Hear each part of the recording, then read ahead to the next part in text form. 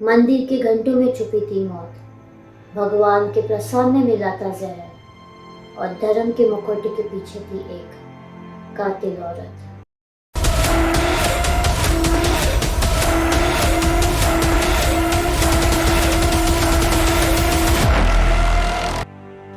Om Namah Shivaya, Namaste and hello, this is Sharvati Mora. Welcome back to my channel. If you like my videos, please like, share and subscribe to my channel and don't forget to click the bell icon. आज की जो हमारी कहानी है वो एक ऐसी criminal case के बारे में है, एक ऐसी औरत के बारे में जिसे लोगों ने माता समझा, लेकिन वो थी India first convicted female serial killer जिसका नाम था केरी केम्पम्मा, जिसे मीडिया ने एक और नाम दिया जो था साइनाइड मल्लिका। केम्पम्मा का जन्म 1967 के आसपास कर्नाटका के एक गांव कागिलापुरा में हुआ था। उसके अर्ली लाइफ के बारे में ज़्यादा इन्फॉर्मेशन नहीं है, लेकिन उसके बारे में ये बताया गया है कि उसकी शादी एक टेलर से हुई थी और उसके 3 बच्चे थे। केम्पम्मा का बचपन गांव में गुजरा था और वो ज़्यादा पढ़ी लिखी नहीं थी, लेकिन उसको हमेशा से एक लाविश, रिच और अच्छी जिंदगी जीनी थी। 1998 में केम्पम्मा के हस्बैंड ने उसको छोड़ दिया था क्योंकि एक चोरी के इल्जाम में उसको गिरफ्तार किया गया और उसको 1 साल की जेल हुई थी। उसके बाद जब वो रिलीज हुई तो उसने चिट फंड का बिजनेस शुरू किया जो जल्दी ही फेल हो गया और वो फाइनेंशियल क्राइसिस में चली गई। उसे बहुत बड़ा नुकसान हुआ उस बिजनेस में और तब उसके हस्बैंड ने उसको घर से भी निकाला। अभी खुद को सपोर्ट करने के लिए केम्पम्मा अलग अलग जॉब करती, कभी डोमेस्टिक हेल्प का काम करती और वहाँ पे काम करते करते वो लोगों के घर पे चोरी भी करती, और कभी कभी वो गोल्डस्मिथ वर्कशॉप में भी काम करती थी। गोल्डस्मिथ वर्कशॉप ये वो जगह है जहाँ से उसे साइनाइड के बारे में पता चला और बाद में गोल्डस्मिथ वर्कशॉप साइनाइड का सोर्स बन गया।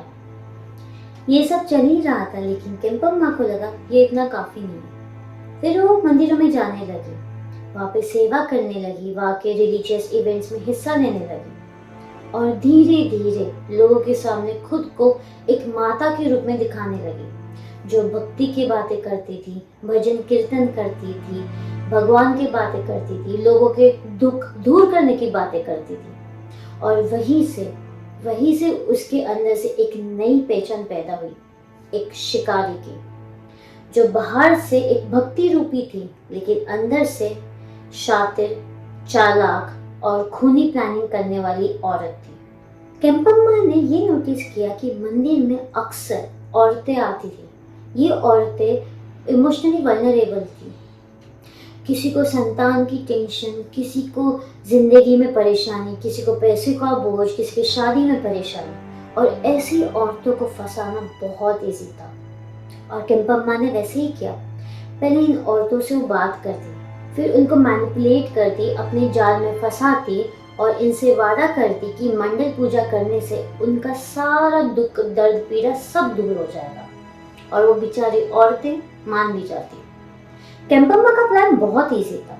वो पहले विक्टिम को फंसाती अपने जाल में, उनको वादा करती कि उनके सारे दुख, दर्द, पीड़ा सब दूर हो जाएंगे, उनको मैनिपुलेट करती और उसके बाद उनको पूजा पे बुलाती अपने गहने, वैल्यूएबल चीज़ों के साथ। उसके बाद उनको प्रसाद में या फिर होली वाटर जैसे गंगा के पानी में साइनाइड मिलाकर देती और जो नहीं खाता था उनको जबरदस्ती खिलाती, ये कह के ये प्रसाद खाना पड़ेगा।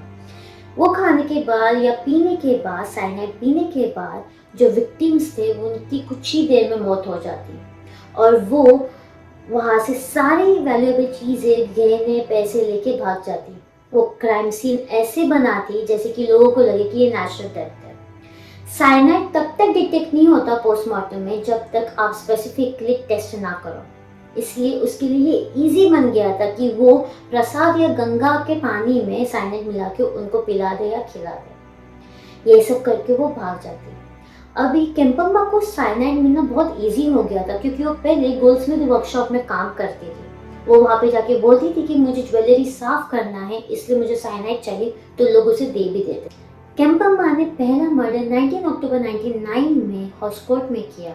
विक्टिम का नाम था ममता राजन, जो सिर्फ 30 साल की थी। उसकी मौत मंदिर में आराधना के दौरान हुआ। 2007 के 10 अक्टूबर से लेके 18 दिसंबर तक केम्पम्मा ने 5 और औरतों का मर्डर किया।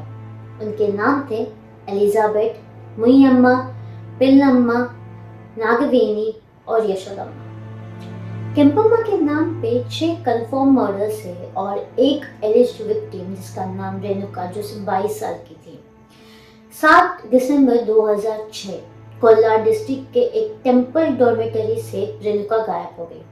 उसकी बहन मनी ने ये बताया कि केम्पम्मा अक्सर रेणुका से मिलने आती थी और उसने उसको प्रॉमिस किया था कि एक स्पेशल रिचुअल से उसे बेबी बॉय होगा, इसलिए उसे टेम्पल आना पड़ेगा। उसके बाद से रेणुका गायब हो गई। रेणुका का पति जो दुबई में था वो जब वापस लौटा तो उसने मिसिंग कंप्लेंट दर्ज की और पुलिस ने सीधा शक केम्पम्मा पर डाला। 2001 में बिटाडी पुलिस ने केम्पम्मा को रिचुअल के दौरान अरेस्ट किया चोरी करते हुए और उसे 6 महीने की इम्प्रिजनमेंट हुई। 31 दिसंबर 2007 में कलासी पयाला बस स्टैंड से केम्पम्मा को फिर से अरेस्ट किया गया, जहां पे वो जयामाला के नाम से विक्टिम के वैल्यूएबल्स और ज्वेलरी इलीगली बेच रही। फास्ट ट्रैक कोर्ट ने मुनियम्मा मर्डर केस के लिए केम्पम्मा को 2010 में डेथ सेंटेंस दिया। बैंगलोर कोर्ट ने 2012 में दूसरी बार केम्पम्मा को नागवेनी मर्डर केस के लिए डेथ सेंटेंस दिया। दोनों डेथ सेंटेंस अलग अलग कोर्ट से आए थे, अलग अलग ट्रायल्स हुए थे, अलग अलग मर्डर्स के लिए था, इसलिए ये दोनों death sentence independent death sentences थे। बाद में इसको लाइफ टाइम इम्प्रिजनमेंट में कम्यूट किया गया and Kempamma remains incarcerated in Parappana Agrahara central jail Bangalore. Media ने केम्पम्मा को एक नया नाम दिया जो था साइनाइड मलिका, पार्टली उसके नाम से, पार्टली उसके क्राइम से, जिसका सिंबल था मौत की देवी। This case is featured in The Deadly Dozen, India's most notorious serial killers by Anirban Bhattacharya. Popular coverage includes documentaries and podcasts. A Kannada film, Cyanide Malika, released in 2021, also featured in true crime shows like Khuni, The Crimes of India. इसके बाद कर्नाटका में cyanide को officially ban किया गया। Police को invisible poison और toxicology के बारे में भी ट्रेनिंग दी गई। साथ ही साथ लोकल एरियाज और टेम्पल में अवेयरनेस बढ़ाई गई। ये जो पूरा क्रिमिनल केस है जो मैंने आपको नरेट किया है, ये टोटल रिसर्च बेस्ड है। अलग अलग credible newspapers, articles, documents, website से मैंने पढ़ा है। आपको ये लिंक डिस्क्रिप्शन में मिल जाएंगे, आप वहां से भी पढ़ सकते हैं। तो ये थी हमारी आज की कहानी, एक ऐसे क्रिमिनल केस की, एक ऐसी औरत की जिसे लोगों ने माता समझा, लेकिन वो थी India's first convicted female serial killer जिसका नाम था केडी केम्पम्मा, और मीडिया ने उसे एक और नाम दिया जो था cyanide Mallika. If you like my videos, please like, share and subscribe to my channel and don't forget to click the bell icon. मिलते हैं अगले वीडियो में। ओम नमः शिवाय।